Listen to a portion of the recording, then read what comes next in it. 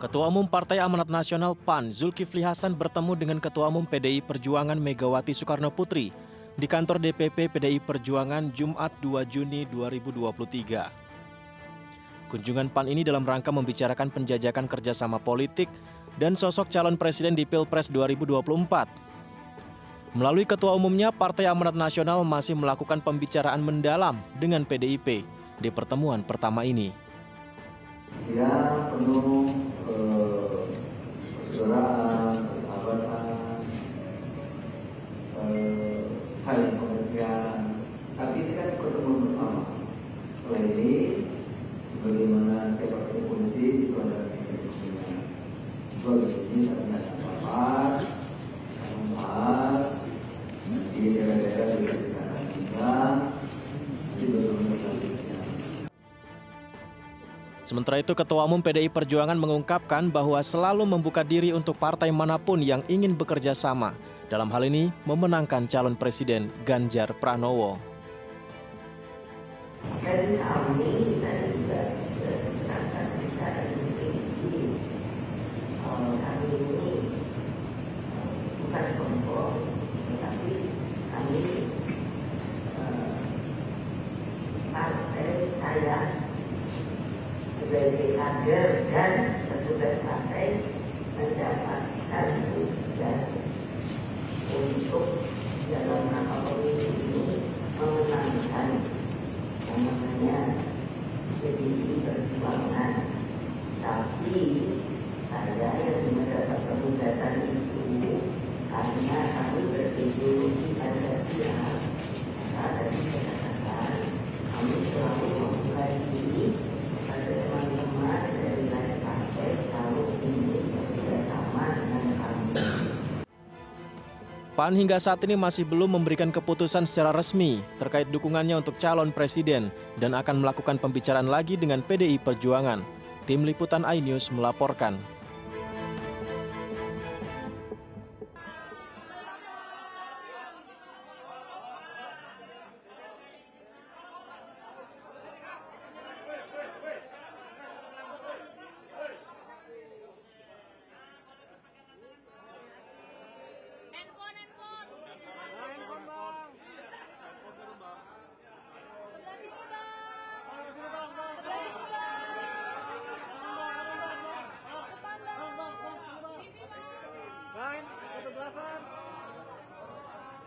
HP turun dulu, oke.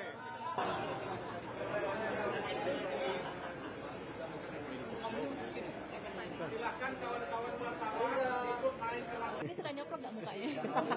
Gue suka jatuh loh. Suka bagian juga.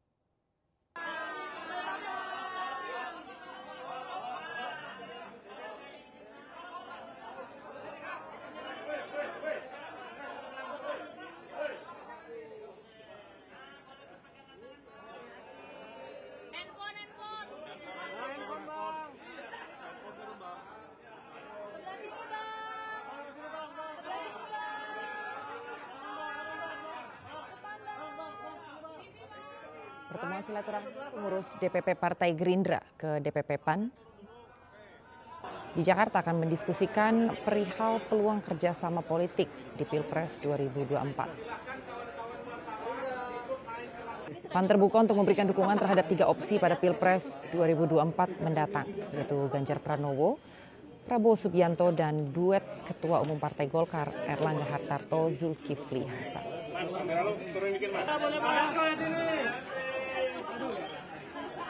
Bang, masuk semuanya, Pak. Semuanya jangan semuanya. Belum ya.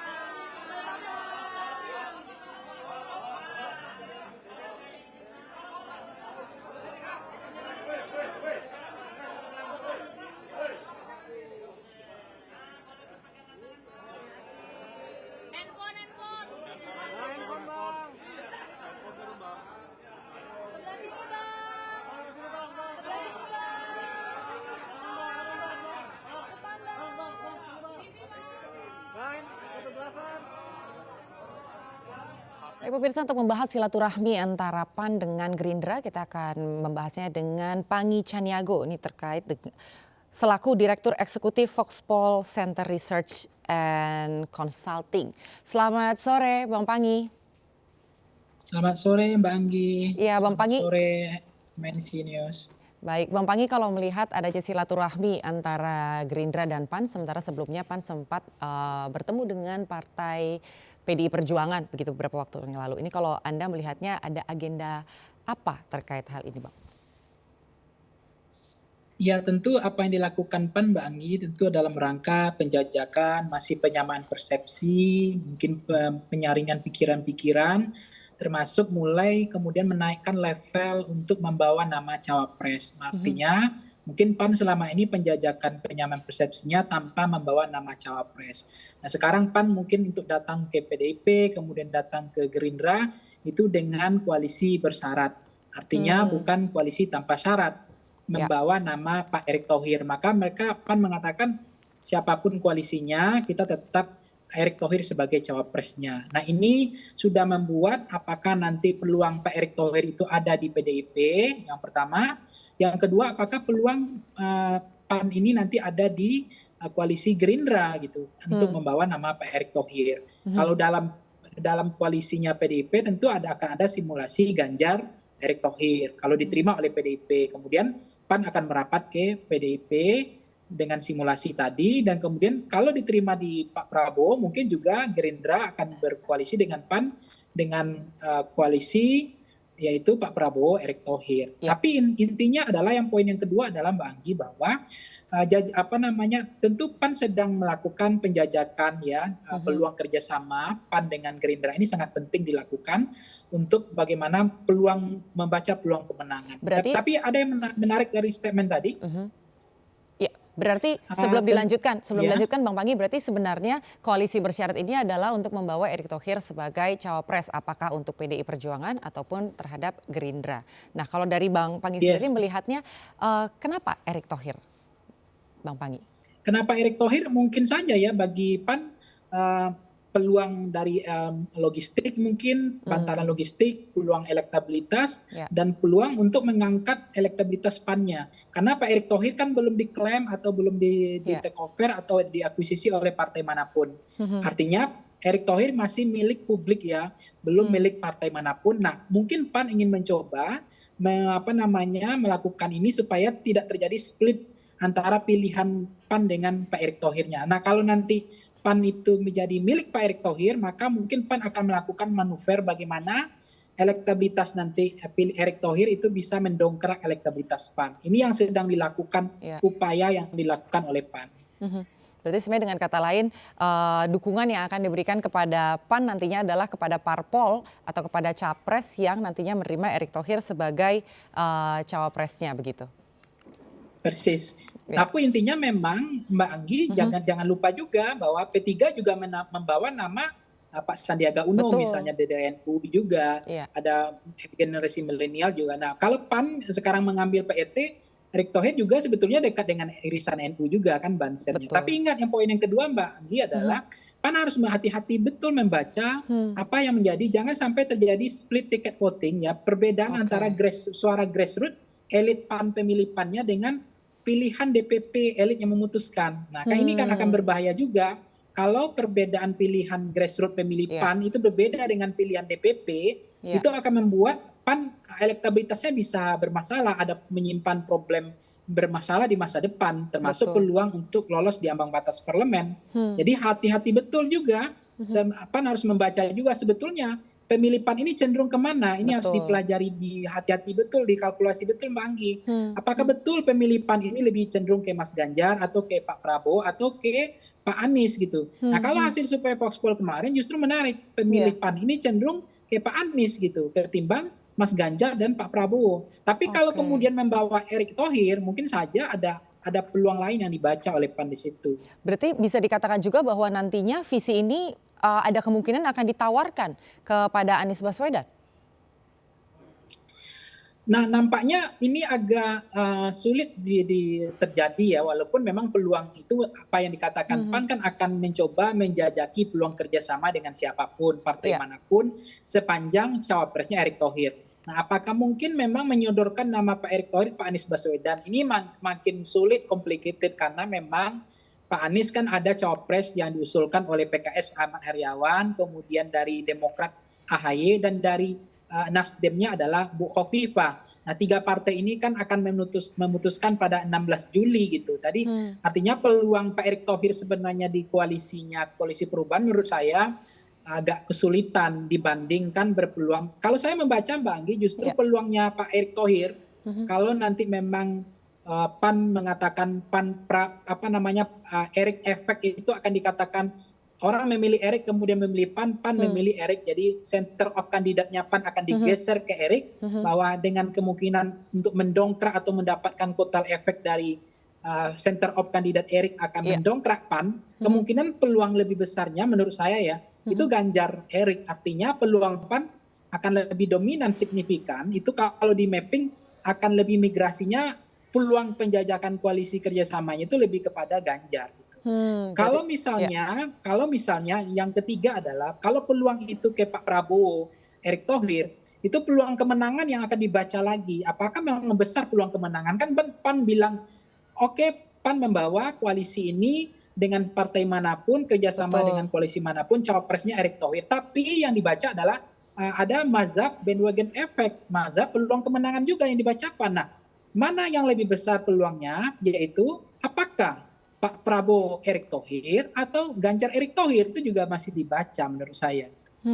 Berarti sebetulnya saat ini memang masih menimbang-nimbang dan melihat situasi nantinya. Kalau menurut Bang Panggi tadi justru Erick Thohir itu lebih besar peluangnya kalau berada di PDI Perjuangan. Sementara kalau kita lihat track recordnya sendiri kan dari 2014 begitu ya Bang Panggi, 2014, 2019 PAN ini selalu berada mensupport Prabowo begitu, selalu bergandengan lah dengan Gerindra.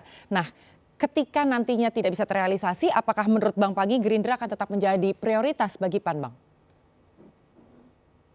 Tetap, saya pikir Gerindra ini kan sebetulnya dianggap koalisi yang memungkinkan akan ada 3 poros itu, poros ketiga itu kan adalah poros Gerindra ini. Jadi memang kalau KIB orang mengatakan walaupun Pak Erlangga tidak mengaku KIB ini sudah bubar, tetapi melihat gelagat PAN kemudian melakukan penjajakan, membawa Pak Erick Thohir ke PDIP dan ke Gerindra, kemudian P3 sudah meninggalkan, tinggal Golkar mengatakan akan solid KIB ini tidak bubar atau tidak mengalami patahan di tengah jalan, tapi faktanya memang yang paling prospek ini hari ini bukan lagi KIB menurut saya. Walaupun saya tidak mengatakan KIB ini sudah mengalami patahan di tengah jalan atau sudah alias tutup buku lah. Tapi peluang KIR ini tetap masih ada peluang. Tetapi persoalannya adalah di KIR ini adalah Pak Prabowo akan menimbang apakah akan mengambil Airlangga sebagai cawapres, karena Golkar mengatakan memang mereka tidak akan mau absen lagi di 2 kali pemilu, absen sekarang enggak lagi. Tapi cawapresnya adalah Airlangga. Nah, kemudian ada Erick Thohir juga masuk ke KIR koalisi Pak Prabowo. Terus ada juga peluang di koalisi Ganjar. Nah, sebetulnya kalau saya membaca ya bagaimana misalnya simulasi Voxpol kemarin ketika ada Ganjar berpasangan dengan Erick Thohir, kemudian Pak Prabowo dengan misalnya Airlangga, itu peluang besarnya itu lebih besar memang Ganjar Erick Thohir ketimbang Prabowo Airlangga. Kalau dari Bang Panggi sendiri melihatnya nih Bang, hari ini kan kita tidak melihat adanya Ketum Gerindra begitu yang hadir pada saat silaturahmi. Yes. Apakah ini ada salah satu, sebenarnya kita tidak berspekulasi, tapi kan masyarakat tentunya akan menilai. Ini kalau Bang Panggi melihat menanggapinya seperti apa nih Bang? Ini menarik nih Mbak Anggi. Konfigurasi politik kita kali ini agak menarik karena aktor elit penentunya tidak hadir ya di pertemuan Gerindra dan PAN ini. Pak Zulhas juga nggak hadir, kemudian Pak Prabowo-nya juga nggak hadir gitu. Jadi hanya pertemuan sekjen. Jadi apakah ini memang koalisi yang serius atau koalisi ini hanya sekedar basa-basi gitu? Saya atau memang belum ada kesepakatan untuk konteks ini. Ini masih upaya-upaya dilakukan ini di panggung depan kelihatan belum serius. Sebenarnya kalau pertemuan koalisi itu kan yang penting itu kan ketua umumnya. Tapi kalau misalnya memang ketua umum tidak hadir, hanya diwakili oleh beberapa atau sekjen saja, menurut saya ini koalisinya kok belum serius itu. Jadi ya, ini mungkin say hello saja untuk memastikan bahwa PAN ingin berkoalisi dengan partai manapun, dengan siapapun sepanjang Erick Thohir sebagai cawapresnya. Itu bergeningnya. Nah mungkin itu akan dilihat dulu, testing the water, cek ombak dulu, dilihat dulu responnya dari Gerindra bagaimana gitu. Nah kalau misalnya Gerindra ngasih angin segar, ada respon positif, mungkin baru ketua umumnya Gerindra Pak Prabowo dalam hal ini, kemudian ketua umumnya PAN Zulhas akan bertemu gitu. Karena memang sudah ada gelagat-gelagat chemistry-nya udah mulai cocok nih gitu. Berarti sebetulnya ini masih penjajakan begitu ya, dan silaturahminya masih akan terus berlanjut. Dan sampai sejauh ini kan PAN sendiri juga masih hanya mempunyai satu calon dan sosok kuat dari Erick Thohir sendiri kan, Bang Panggi. Apa nantinya mungkin ada possibility lain begitu, ada sosok lain? Probability ini tuh penting ya, peluang bagaimana PAN juga harus memikirkan tentang masa depan PAN-nya gitu. Jadi menurut saya jangan PAN terjebak hanya soal capres-cawapres, tapi bagaimana elektabilitas ke depan, bagaimana kotel efek karena kalender pemilu serentak. Atau ada probabilitas lain, peluang lain, apakah memang Erick Thohir sudah harga mati sama PAN? Ini juga menarik. Meskipun PAN pernah mengatakan ketua umumnya menyerahkan soal capres-cawapres itu kepada Pak Jokowi gitu sebagai panglima. Tapi kemudian apakah memang ini Erick Thohir adalah bagian dari jagoan cawapres Pak Jokowi? Karena itu diserahkan. Nah karena saya membaca, mestinya PAN kan kalau PAN bisa mengusung kader sendiri, cawapres lain misalnya itu kan akan lebih baik bagi grassroots mesin partainya PAN. Misalnya cawapres dari PAN itu maju, ketika caleg-caleg itu mental bertarung di lapangannya kan luar biasa. Karena dia akan memilih nama capres, memilih partainya, mereka akan pasang baliho kadernya sendiri. Nah sekarang bagaimana Erick Thohir itu adalah mengatakan Erick Thohir adalah PAN Erick Thohir. Bagaimana efek Erick Thohir itu besar untuk mendulang elektoral bagi PAN. Nah apakah masih terlambat atau belum? Tetapi menurut saya probabilitas itu perlu dibaca. Atau ada pilihan lain selain Erick Thohir. Tapi saya membacanya Mbak Anggi, ini nampaknya memang PAN sudah ngunci Pak Erick Thohir, nggak ada nama lain gitu. Ya, baik. Dan ini tadi juga sesuai dengan apa yang disampaikan oleh Bang Panggi, bahwa bagaimana ke depannya PAN harus bisa membaca situasi, yaitu suara elit dan juga suara dari grassroots. Begitu. Yes, baik. persis. Yang terakhir, karena yang namanya politik begitu Bang Panggi, segala kemungkinan tadi juga disampaikan selalu ada begitu ya Bang ya, menyampaikan apa yang terjadi atau mungkin yang ditanyakan oleh masyarakat lain begitu. Bagaimana kalau seandainya nanti terjadi justru Prabowo bergabung dengan Ganjar, possibility-nya ada nggak itu Bang? Iya, namanya koalisi sangat dinamis, tergantung cuaca. Kadang-kadang kita melihat akan hujan, tiba-tiba datang angin, ya awan hitamnya dibawa kabur oleh angin kan.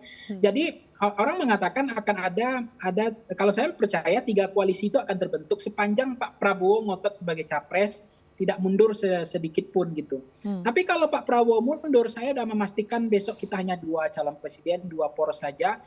Itu menutup peluang bagi Pak Erick Thohir, menutup peluang bagi cawapres-cawapres potensial seperti Ridwan Kamil, AHY, Khofifah, termasuk misalnya Sandiaga Uno, Mahfud MD, itu akan Mahfud menutup MD, peluang mereka karena semakin sedikit poros koalisi, maka peluang cawapres semakin berkurang. Makanya saya berharap Pak Prabowo tetap maju, Pak Anies tetap maju, itu sehat bagi demokrasi kita. Mas Ganjar maju, itu akan membuat kompetisi yang cukup bagus, berkelas. Kita punya varian, punya banyak menu, banyak pilihan. Gen Z, milenial punya representasi politik sehingga mereka juga nggak akan golput ideologis karena nggak ada pilihan, karena umurnya tua semua misalnya. Maka kalau Pak Prabowo maju, maka potensi seperti Pak Erick Thohir itu akan ada peluang, potensi seperti Sandiaga Uno akan ada peluang. Tapi kalau Pak Prabowo nggak maju nanti, kemungkinan calon presiden dan wakil presiden kita kan hanya 4 orang. Dan 4 orang dari 270 juta Mbak Anggi. Jadi punya preferensi politik terbatas. Jadi saya berharap Pak Prabowo mau maju terus supaya cawapres kita makin banyak juga pilihan untuk kita pilih nanti gitu. Dan yang terakhir memang Mbak Anggi, PAN juga harus memikirkan bagaimana mental kader di lapangan, ya mengempanyekan kader orang atau mengempanyekan orang yang tidak punya linkage politik dengan PAN-nya kan susah kader-kader caleg-caleg di bawah. Nah kalau misalnya yang diusung kadernya harusnya kan begitu, tapi PAN mengatakan nggak punya kader potensial untuk menang yang bandwagon efek. Tapi kalau PAN punya itu, PAN akan terselamatkan dan elektabilitasnya makin bagus dan mental caleg-calegnya makin mental bertarung untuk menang karena potensi kemenangan itu ada ketika mereka punya, karena orang lebih senang memilih figur center of kandidat dibanding memilih partai politik. Kira-kira gitu Mbak Anggi. Betul. Baik, terima kasih Bang Panggi. Kita juga tentunya akan melihat bagaimana nanti perkembangan koalisi dan juga kader-kader dari PAN dan juga dari parpol yang lain. Karena kita lihat memang sampai saat ini masih dinamis sekali seperti itu. Terima kasih Bang Panggi Caniago, analis politik yang juga Direktur Eksekutif Foxpol Center Research and Consulting. Selamat sore Bang, salam sehat. Selamat sore Mbak Anggi.